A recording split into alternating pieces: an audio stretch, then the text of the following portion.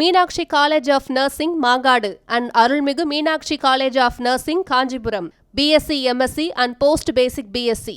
வணக்கம். சென்னையில் ஆபரண தங்கத்தின் விலை நேற்று 8710 ரூபாய் விற்பனையாகி வந்த நிலையில் இன்று பார்த்தோமெனால் 8930 ரூபாய்க்கு விற்பனையாகி வருகிறது.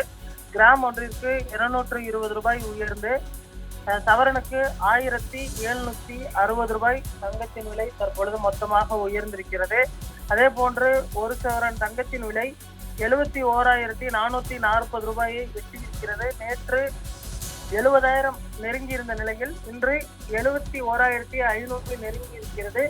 அடுத்து வரக்கூடிய ஒரு சில தினங்களில் தங்கத்தின் விலை மீண்டும் பழைய விலையை எட்டும் என எதிர்பார்க்கப்படுகிறது. அதே போன்று 1 கிராம் வெள்ளி 111 ரூபாய்க்கும், அதே போன்று 1 கிலோ பார் வெள்ளி பார்த்தோம்னால் 1,11,000 ரூபாய்க்கும் விற்பனையாகிறது. அடுத்து வரக்கூடிய ஒரு சில தினங்களில் தங்கம் மற்றும் வெள்ளியின் விலை புதிய உச்சங்களை எட்டும் என எதிர்பார்க்கப்படுகிறது.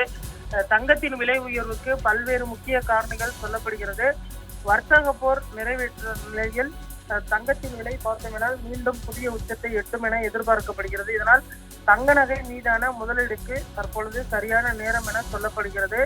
மீண்டும் பழைய விலையை எட்டுவதற்குள் உடனடியாக தங்க நகைகளை வாங்குவதும் சரியாக இருக்கும் என்றும் எதிர்பார்க்கப்படுகிறது.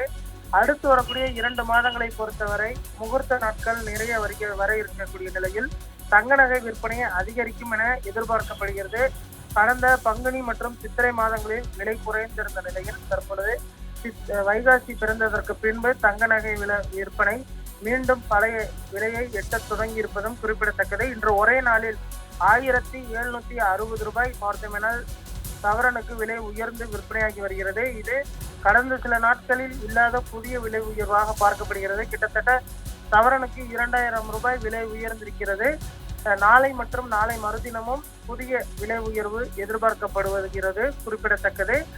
அடுத்து வரக்கூடிய இந்த வருட இறுதிக்குள் தங்க நகை புதிய உச்சத்தை எட்டும் என தற்பொழுது தங்க நகை விற்பனையாளர் சம்மேளன தலைவர் அவர்கள் தெரிவித்திருக்கிறார்.